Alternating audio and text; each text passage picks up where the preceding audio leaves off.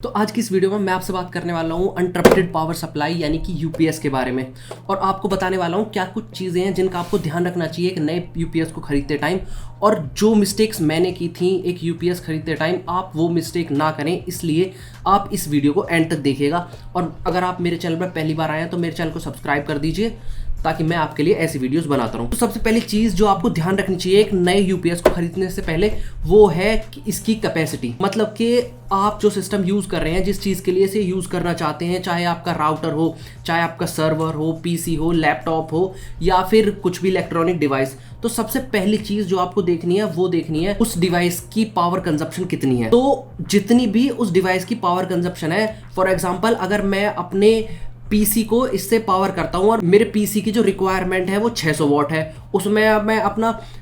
Display भी connect करूँगा जिसकी रिक्वायरमेंट 100 वॉट है, तो वो टोटल मिला के 700 वॉट हो गए। तो मैं जो यूपीएस खरीदूंगा उसकी टोटल कैपेसिटी 700 वॉट से ज़्यादा होनी चाहिए और थोड़ा बहुत हेडरूम भी होना चाहिए ताकि जो मेरे कंपोनेंट्स हैं वो हमेशा फुल पावर पर ना चले मेरे यूपीएस के अंदर। तो जो सबसे पहली चीज़ और सबसे इंपॉर्टेंट चीज़ है वो है कैपेसिटी, क्योंकि अगर आपने कोई ऐसा यूपीएस खरीद लिया जिसकी कैपेसिटी कम है और आपकी जो पावर रिक्वायरमेंट है वो ज़्यादा है, तो वो हर बार ओवरलोड होगा और उसकी रिले हर बार ट्रिप हो जाएगी या फिर वो हर बार ख़राब हो जाएगी, जैसा कि मेरे साथ होता है। और मेरे पास जो ये यूपीएस है ये 600 वॉट का है और जो मेरा सिस्टम है वो 650 वॉट का है।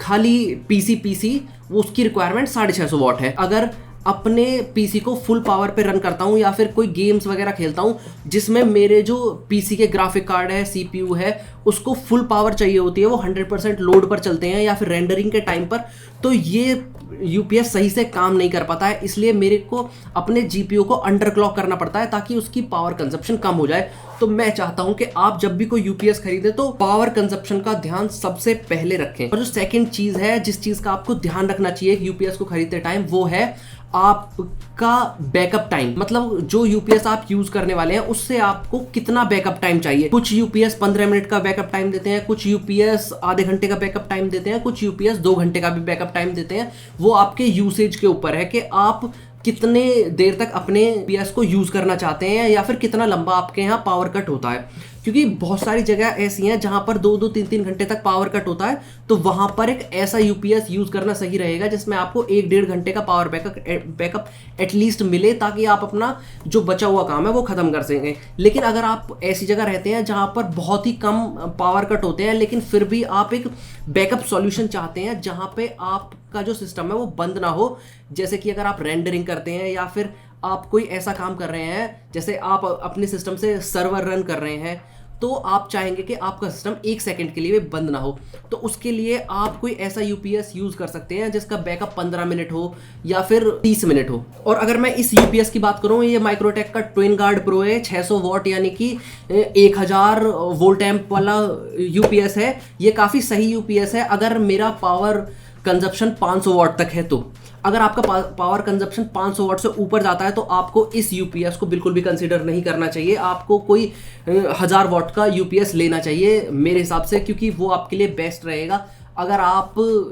अपने सिस्टम को सही तरीके से रन करना चाहते हैं या फिर अगर आप गेमिंग वगैरह करते हैं तो आपको इससे ज़्यादा पावर बैकअप वाला यूपीएस चाहिए। और जो थर्ड चीज़ है जिस चीज़ का आपको ध्यान रखना चाहिए कि यूपीएस को खरीदते टाइम वो है आपका कि आप किस चीज़ के लिए उसे यूज़ करना चाहते हैं। क्योंकि अगर आप राउटर या फिर लैपटॉप या फिर इलेक्ट्रिक बल्ब जलाने के लिए अपने यूपीएस को यूज़ करना चाहते हैं तो आपको कोई बड़े यूपीएस की ज़रूरत नहीं है, आप बेसिक यूपीएस यानी कि 200 वॉट 250 वॉट तक के यूपीएस का यूज़ कर सकते हैं, क्योंकि उसमें आपको ठीक ठाक पावर बैकअप मिल जाएगा और आप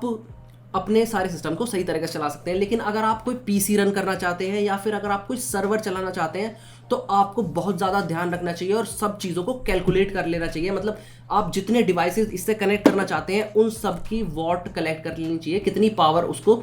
वो कंज्यूम करने वाला है, कितनी पावर कंज्यूम करने वाला है, वो चेक करने के बाद ही आपको डिसीजन लेना चाहिए कि आपको कौन सा यूपीएस लेना है, क्योंकि ये बहुत ज़्यादा इंपॉर्टेंट है। और अगर आपने सही तरीके से पावर कैलकुलेट नहीं करी तो आपका कोई भी फायदा नहीं होगा एक यूपीएस को खरीदने का, क्योंकि वो आपके सिस्टम के लोड को उठा ही नहीं पाएगा और जैसे ही आपकी पावर कट होगी वो तुरंत से ओवरलोड हो जाएगा और बंद हो जाएगा और आपका सिस्टम भी बंद हो जाएगा। तो इसका कोई फायदा नहीं है अगर आप कम वॉट वाला कोई यूपीएस खरीदते हैं तो आज की इस वीडियो में बस इतना ही। अगर आपका कोई क्वेश्चन है, सजेशन हो तो इस वीडियो के कमेंट सेक्शन में कमेंट करके जरूर बताइएगा, और ये वीडियो कैसी लगी ये भी आप कमेंट सेक्शन में लिखिएगा,